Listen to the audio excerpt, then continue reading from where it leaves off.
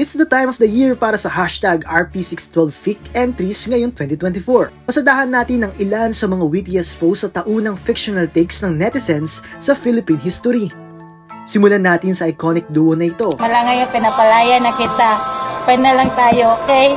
Ito raw ang mensahe ng Spain sa Pilipinas with matching kanta pa. Mula ngayong malaya ka na. Todo emote naman si Sisa sa video na ito nang mawala raw ang kanyang mga anak. Aba, mukhang in-game na agad si Gabriela Silang na maghimagsik sa nakuha ng colorized footage na ito. Alam mo ba yung sikat na linyang punitin ng sedula ng mga katipunero? Itaas natin ang ating mga sedula! Itaas! Punitin ang mga sedula! Punitin!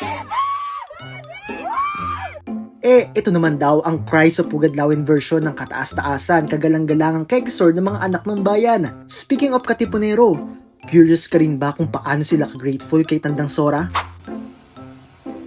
Thank you so much. Thank you so much.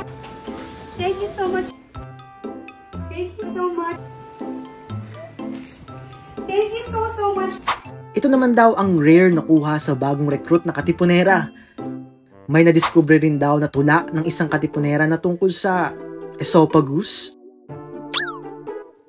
Olas na, ito naman daw ang eksena ng isang Filipina na nakaharap sa salamin. Kung hihimayin ang kahulugan ng RP612Fic, ang RP ay nangangahulugang Republic of the Philippines. June 12 na Independence Day naman ang ibig sabihin ng 612 at pinaikling fiction naman ang fic, kaya ito ay ginawa lang for fun. Pero sa kabila nito, laging tandaang dapat seryosohin ng ating kasaysayan dahil ito ang nagpapaalala na kailanmay hindi tayo magpapasiil sa mga sumusubok na ipagkait ang ating kalayaan. Uy! Philippines! Philippines! Maligayang araw ng kasarinlan mga kapatid!